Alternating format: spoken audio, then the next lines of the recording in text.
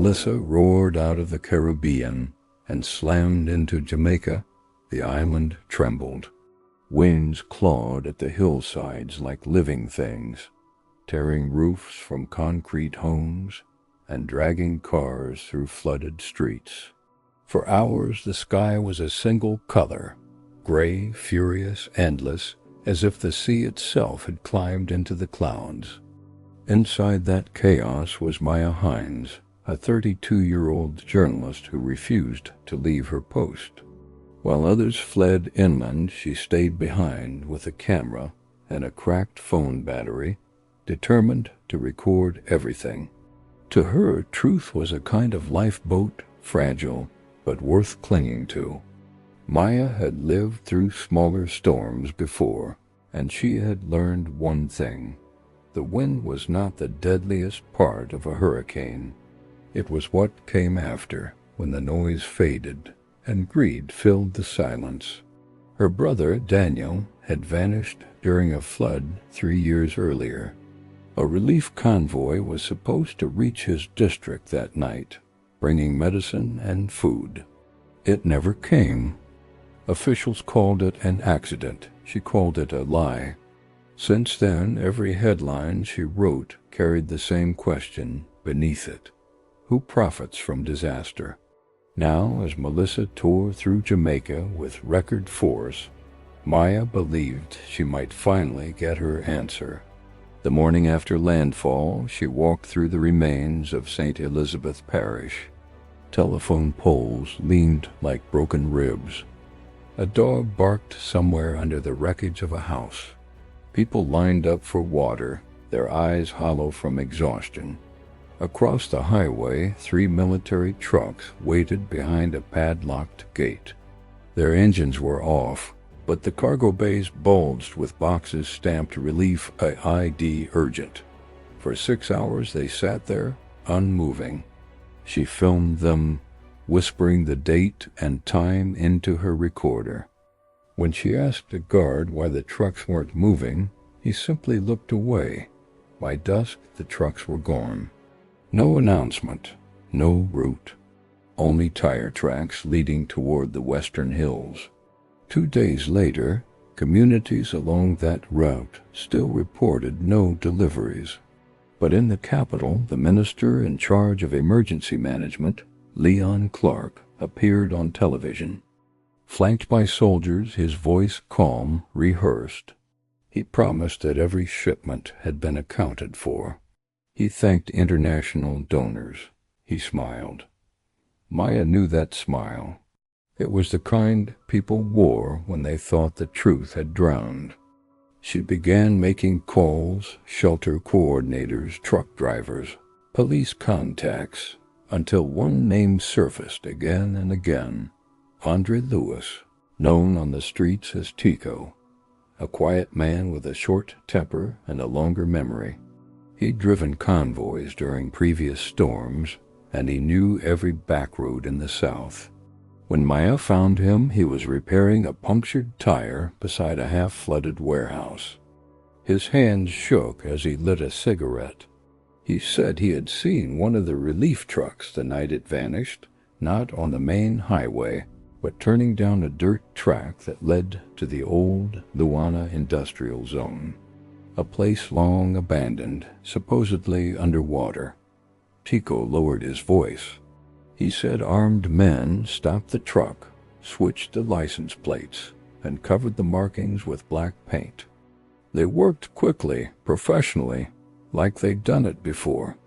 He never saw the driver again. Maya recorded everything, though she promised not to show his face. When she asked who was behind it, he spat into the mud. "Big people, miss. Real big. Don't call me again." That night she sat in her car listening to the rain drum on the roof, replaying the audio. The fear in his voice was real, but fear alone wasn't proof. She needed something concrete: GPS data, manifests, signatures. Something that would survive a denial. Her contact in the police force, Inspector D'Souza, owed her a favor from an earlier corruption story. He met her in a small station lit by candles and diesel fumes. When she told him about the missing truck, he exhaled slowly, the way a man does before saying something dangerous. "The files are locked," he said. Minister Clark ordered a private security team to handle the convoy records. No police oversight. "We were told to stay out." Maya leaned forward. "So you're telling me the government's own supplies were moved off record?" D'Souza shrugged. "I'm telling you I don't want to die for paperwork." Then he slid a flash drive across the desk. "GPS logs. One of my men copied them before the blackout. You didn't get this from me." The drive showed the truck's signal active until 11:42 p.m. on the night of the disappearance, then nothing. The last ping came from coordinates matching the Luana zone.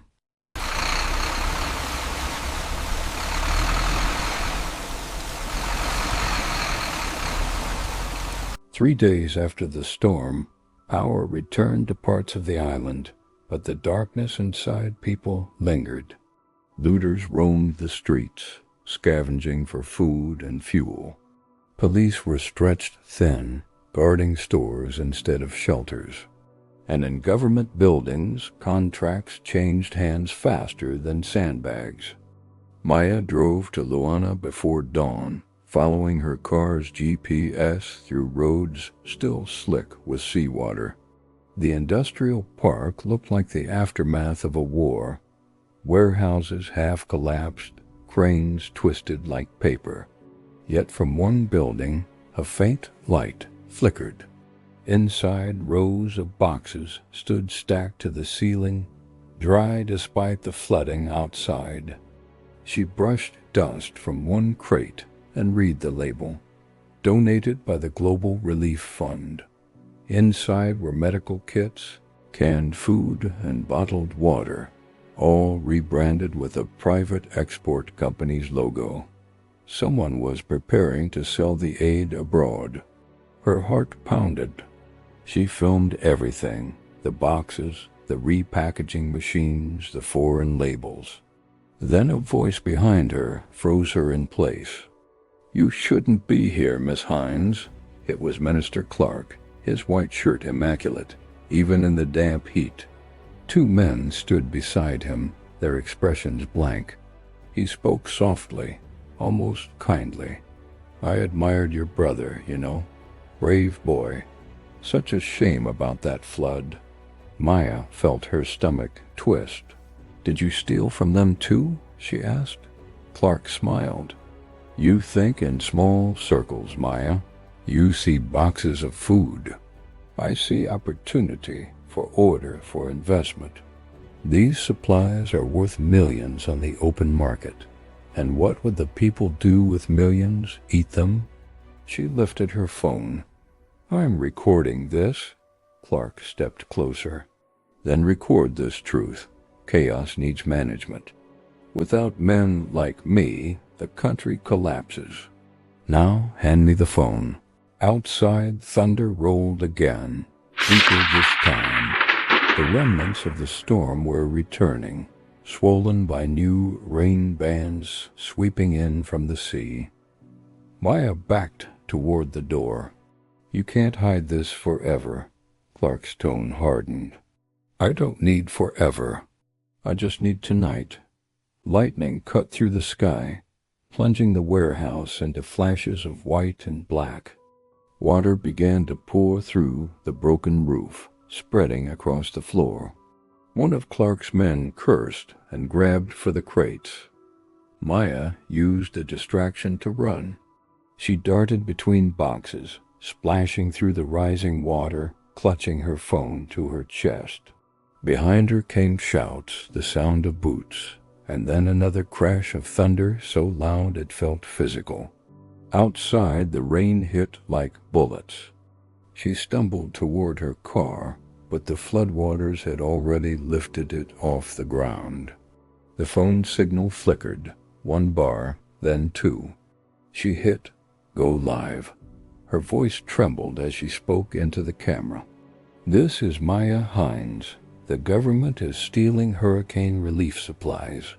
They're reselling donations meant for victims. Please, share this before they find me. The stream glitched, cutting in and out as sheets of rain blurred the image. Still, thousands watched. Within minutes, the footage spread across social media. Help me! Somebody help me! Back inside the warehouse, Clark realized too late that the world was seeing him. He shouted for the broadcast to be taken down, but the signal had already multiplied through mirrors and reposts. By dawn, the video was everywhere. News sites, foreign channels, underground blogs. Clark called a press conference, insisting it was fabricated. But investigators found the warehouse partially collapsed, its contents swept into the sea. The crates bore the same serial numbers as the missing convoy. Maya was gone. Her car was discovered a mile from the coast, engine flooded, driver's door open. Search teams found no body. Only her phone, cracked, waterlogged, still recording until the battery died. Minister Clark resigned that same evening, citing health reasons.